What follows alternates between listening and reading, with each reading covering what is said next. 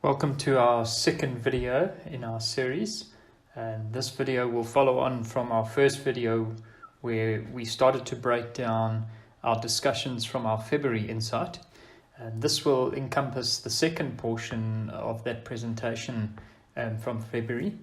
And last time we looked at the components of return and how capital change can come as a result of a rating or a sentiment change when in fact profits can still have increased and the dividend continues to be paid. Today what we're going to do is we're going to use an actual example, and that will start to illustrate possibly even the effect of timing it badly, how these things continue to work for you in terms of unlocking long-term growth from income growth. And so I'm going to jump right in again. What I've done is I'm going to use Standard Bank as my example for several reasons. One is that Standard Bank remains one of Harvard House top 5 holdings. It has a very long history. We've held it for a very long time. It's a share that certainly going back to the dates I'm going to look at here, we would have held it in our portfolios. But this first graph that I'm looking at is tracking the performance of the big 4 banks over the last 10 years. You can see the light blue line, which would be the best performing of the big 4, which would be First Rand. The green line, which really aligns with branding, it would be Nedbank, and that's the second best performer. Standard Bank comes in third, and ABSA, as you will see, appears to be a bit of a laggard there. And the only point in putting those 4 charts together is to illustrate that I haven't picked Standard Bank because it's been the best performing bank. In fact, it hasn't. And in addition, what's really pertinent to note here is that had I put the best performing bank and made this a chart of the top 5 banks, I would have graphed Capitec as well in here. And the reason I've left it off was because when I did draw the chart, the other 4 banks just became a solid line along the bottom. That's how well Capitec has done over the time. So I haven't picked this to suit myself from the banking sector. As you can see, it's been a pretty average performer relative to its peers in the sector. So let's look at Standard Bank over 35 years. You can see that Standard Bank back in 1994 was trading around about 11 Rand a share.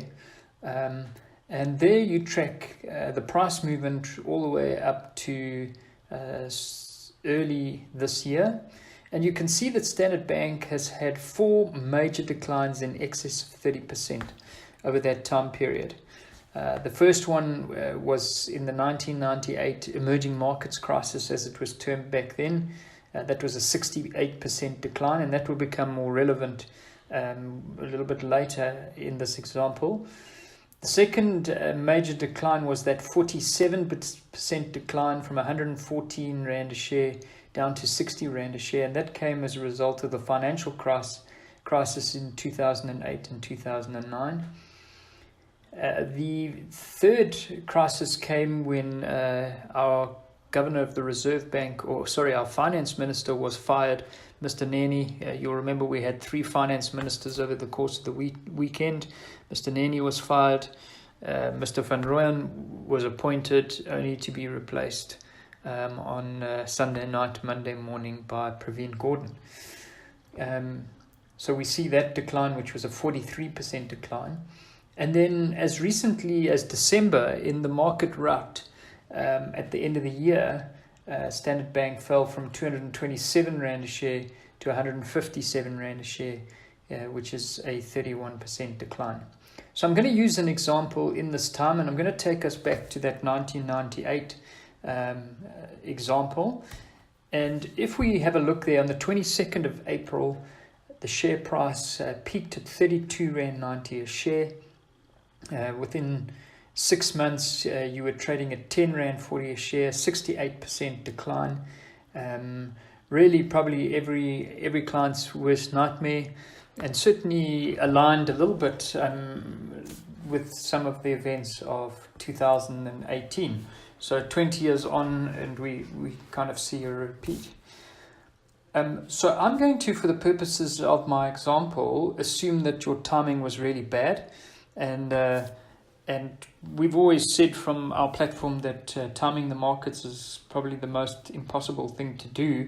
But the one thing that seems to be a common trend among investors is they can certainly time it badly. So let's assume that you did time it badly. You saw the market run up from that 20, kind of just above 20 Rand a share, up to the 32 Rand 90. You got a little bit excited about where markets could go, and you happened to jump in at the absolute peak.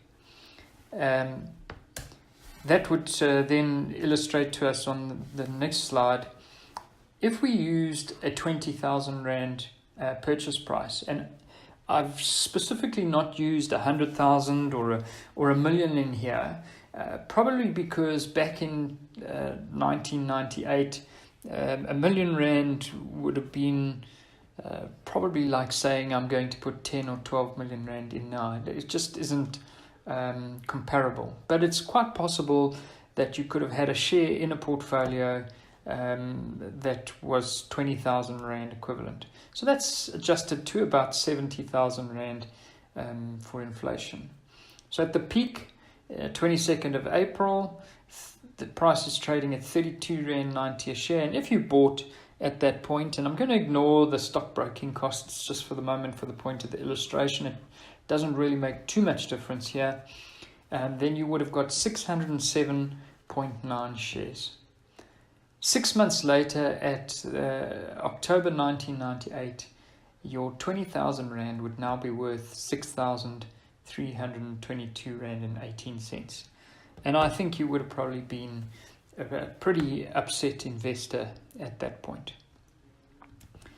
But let's have a look at the dividend for Standard Bank going back to originally 1993. You'll see it paid at 21.9 cents dividend in 1993, appreciated quite steadily and considerably up to 2007, where it paid 3 Rand 86. And then as a result of the financial crisis, we saw the dividend flatten and pay 3 Rand 86 for 4 years. I think what's important to say is that dividends can certainly flatten out. They can even fall back a little bit over short periods, but over a consistent longer term period, they will increase. Certainly the right companies, selected companies, will increase their dividends ahead of inflation. And so you can see dividends resumed their growth in 2011, and we went through to 2018, and we banked a 9 Rand 40 dividend on Standard Bank share. So if you have a look at that period of time, that represents a 14.5% per annum compound increase in the dividend. And if you consider that inflation is around 6% per annum, it's a healthy 8.5% better than inflation. I think that's considerably higher than what we like to illustrate to clients, 4 to 6%. Certainly not every share does this, but that is part of the basis that we find very attractive. So if we then have a look and say, okay, over that period, using my example, my 607.9 shares and my initial 20,000 Rand, if in 1998 I bought, just invested against inflation, where did I need to be by the end of 2018 in order to be there? And I would have been looking at round about 66,500 Rand, just short of that 70,000 Rand that I would need to be at to have the same buying power relative to published inflation from the 20,000 Rand back in 1998.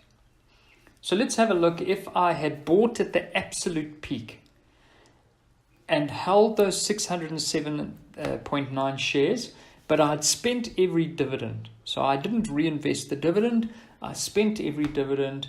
What would my shares, my 607.9 shares, have been worth at the end of 2018?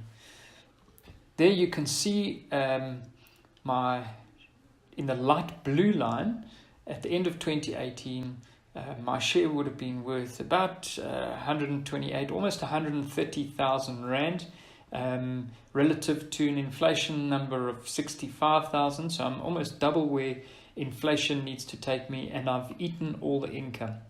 Now, if you're wondering why that graph is so jaggedy like it is, the price value is only put into that graph on the days that dividends are declared. So it's not really a smooth daily data chart. It's just several points that are then built.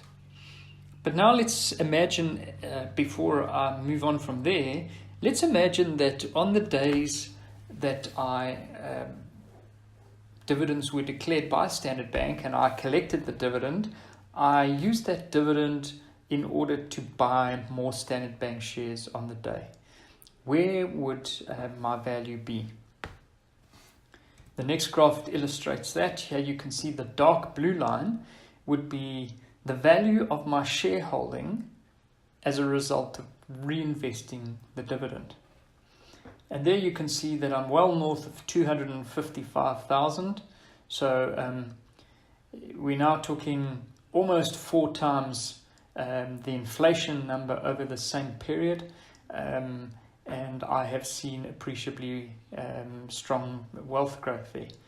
What would be interesting to point out is that my income would have handsomely grown in that space, and obviously if I'd compounded, I would have been looking even better. But that will roll over into the next slide or the next presentation, which will follow probably in a week to 10 days time, and we will look at the income in the midst of this process. But suffice to say that here's a share that consistently grew its income in spite of having 4 rather unpleasant share price movements over that 20-year time frame. The investor who timed it at the worst possible, and at one point it did appear that on paper at least he had lost 68% of his value, now sits with a handsomely inflation-beating investment at the end of 20 years. So that brings us to the end of this presentation and this little illustration. We thank you for tuning in. If you want more information, please don't hesitate to go through to our website, and we will illustrate more details. You can read our articles in Intuition or Acuity, and maybe even catch up on some of our old presentations. Thank you for listening.